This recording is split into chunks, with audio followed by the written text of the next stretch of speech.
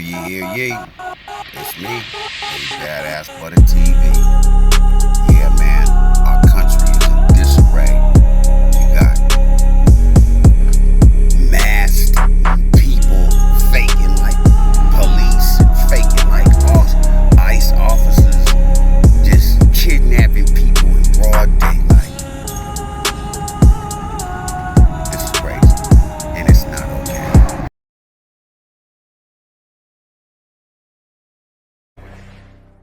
I have asked for IDs. Can you please tell me that you refuse to give us your IDs? We don't need to give you IDs. You don't need to give us federal. IDs. We do not need to give you IDs. So how do we know you're federal? How do we know you're federal? That was the scene in Great Barrington, Massachusetts late last month, as masked men with guns grabbed a gardener from his worksite and drove away with him in an unmarked car with blacked out windows. Immigration and Customs Enforcement, also known as ICE, has since confirmed those masked men were federal immigration agents. But at the time, there was no way to know that other than trusting their word. One of the witnesses who filmed that video later told the Washington Post, quote, "It could have been like a band of the Proud Boys or something." This is video from the LA Times last Monday, showing what witnesses say was an ICE raid in Compton in which officers arrested 5 to 7 people. I have to say, witnesses say it was an ICE raid because even more than a week later than when that happened, no federal agency has confirmed that the people in that video were theirs. And this is not isolated. I mean, all across the country, immigrants are being arrested by federal immigration agents who provide little to no identification and who are frequently masked. Unfortunately, we don't even have to speculate about the dangers of that practice. We know them. In late January, a man in North Carolina was arrested for allegedly pretending to be an ICE officer to sexually assault a woman. In April, a woman in Florida was arrested for allegedly posing as ICE to kidnap her ex-boyfriend's wife. And just last week in Philadelphia, there was this. This man was posing as a federal immigration officer when he walked into this car repair business right next door to the Philadelphia Police 15th District and Northeast detectives and robbed it Sunday afternoon. The man wearing a badge, blue latex gloves, a tactical vest saying security law enforcement agent with a black baseball hat and sunglasses on. This second surveillance photo shows him when he zip-tied the cashier, who told me she's from the Dominican Republic, a legal resident since 2007, and says every time she turned around to try to get a good look at the man's face, he strongly twisted her around, bruising her arm, telling her he was with Immigration and Customs Enforcement, better known as ICE. Considering how wrong arrests by officers who do not identify themselves can go, I want you to take a look at this video from Pasadena, California, northeast of Los Angeles, from just this morning. You can see men waiting at a bus stop outside of a donut shop. Multiple unmarked cars pull up beside the bus stop. You see the cars right there. We then see masked armed men then get out of the car and chase 2 men from the bus stop. Chase them, handcuffing them and taking them away. Local advocates say 6 immigrants were taken in total. As those unmarked cars were driving away, a bystander attempted to take a photo of one of the car's license plates. You can see it there, only to have the driver get out of the car and point what appears to be a gun at him. Again, this is an incident in which we have to say this appears to be federal law enforcement. This appears to be ICE. But local officials don't know for certain, and ICE isn't commenting. Now, we believe that this incident was almost definitely ICE, but we can't say that for certain, and that is a problem, a huge problem. Pasadena residents are understandably furious about those men being snatched off the street, especially this way today, and the city isn't taking this sitting down. Tonight, local immigrant rights groups and Pasadena residents are back at the bus stop where this happened to voice their outrage. Hey!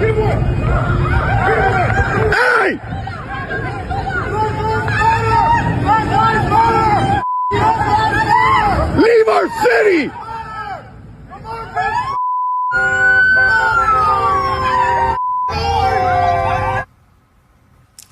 That was just a sampling of the reaction from locals in Pasadena, California this morning after what we believe were armed and masked ICE agents arresting multiple people at a bus stop, just grabbing them off the street with no stated reason. ICE officials have yet to confirm these were in fact their agents, but local advocates say 6 immigrants were taken this morning. Understandably, the community is furious and it wants answers. So tonight, activists and Pasadena residents organized a vigil on the very same street corner where these immigrants were taken. NBC's David Noriega takes us there. He's there live now. David, this was put together very quickly, this vigil. You're standing there with a lot of people who are from the community. Tell us about the crowd, what they're saying, what their reactions are to the events of this morning. Yeah, here, I'll show you a little bit as well, because the crowd that you see behind me, as you say, was put together very quickly in just a matter of hours. This is the exact corner where those arrests took place. Behind me, that's the donut shop that you mentioned people kind of came out of. And there's a parking lot behind me over there that is jam-packed full of people. There are several hundred people that came out for this, organized in just a matter of hours.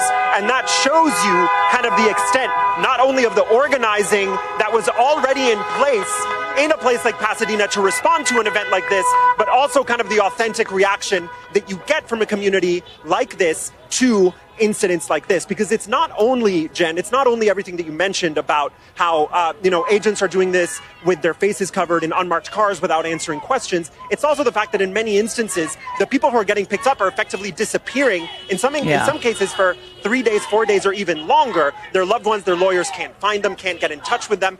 That is a big part of what's provoking this reaction in people. And one of the things that I've been sort of talking to people about is that the response that we've seen from LA in the last couple of weeks is in many ways an authentic and spontaneous reaction from a community that was not necessarily organizing in response to this, but it did build on a core of existing years-long organizing by community groups like a day labor worker center that's about 2 blocks away from here that helped organize this rally and has been putting together what they call rapid response networks, know your rights trainings, preparing specifically for moments like this one. So these kinds of expressions are, natural popular expressions building on top of that kind of organizing. And what the folks who put this together are trying to do is sort of, it's in very simple terms, just to show a force. And it's clearly working, right? They have these signs. Everybody who drives by is honking their support. And the fact that this is exactly where the raids happened this morning is intended to show, if you do this kind of thing here, this is what will result. And that is, in fact, what has resulted from those federal agents' actions this morning, Jen. People will show up, and they'll show up in force. I want to ask you, you referenced this, and I referenced it, just the number of ICE agents or people saying they're ICE agents showing up masked, not presenting identification, refusing to identify themselves. How much of a concern is that? I imagine it's a big one from the folks you've been talking to in Pasadena. It's a huge concern, not just in Pasadena, all over LA. It's deeply troubling. Look, the families that I've spoken to who have had loved ones picked up in these raids describe it as absolutely terrifying, shocking in a way that they were absolutely not prepared for. The organizers who are responding to it say that it's completely unacceptable. And by the way, it's not just immigrant rights groups. It's not just, the sorts of people you would expect. It's also, there's a group of faith leaders here, for example, not just from Hispanic, Mexican, Latino churches, faith leaders from a number of different communities, churches. I talked to a number of them right when this rally started. I want to play you a little bit of what one pastor from a church here in Pasadena had to say when I asked him, what is the purpose of you showing up here like this today? What are you accomplishing by being here? Take a listen to what he said.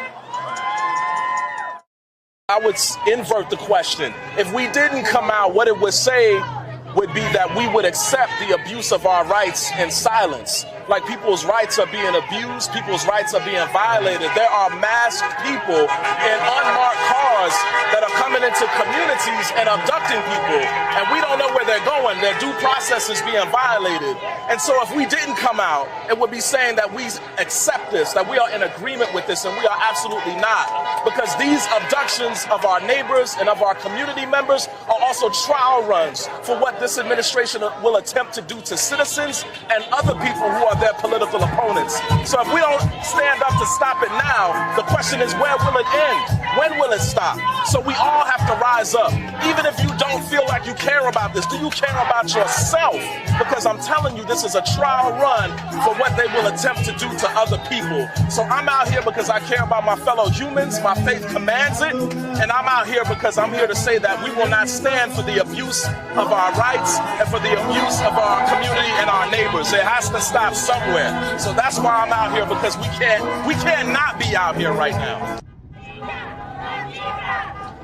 That's a sentiment I've heard from a number of people, Jen, including, we've talked about this, the U.S. citizen children of immigrants who say that it's not just their undocumented parents who are in danger, but they and other U.S. citizens who look a certain way or live in a certain community they feel like they are targets too. And again, the goal here is very simple. It's to show a cause and effect. When these kinds of enforcement actions happen in this way in communities like this one, this is what will happen. We've seen how the administration has responded in turn. It's, to be seen to what extent this escalates, Jen. I love what he said about inverting the question. It's such a good way of thinking about this moment. David Noriega, thank you for your tireless reporting from LA and from peaceful protests and telling us what's happening on the ground. I really appreciate you being with us tonight. Thanks. I just want to say, man, these raids all over the country with these masked people, we don't even know who they are. You don't know who they are. They refuse to identify themselves. That's not law abiding. That's not constitutional abiding. That's not getting the root of the evil out of the country. No, it's kidnapping. And niggas run around talking about, this ain't our fight. These is our friends and neighbors getting dead like this.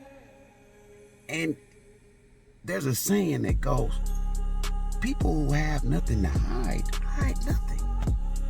So if the ICE agents and the police are doing the community and the country a good service by getting rid of the crime element of the immigrants, then why are they hiding?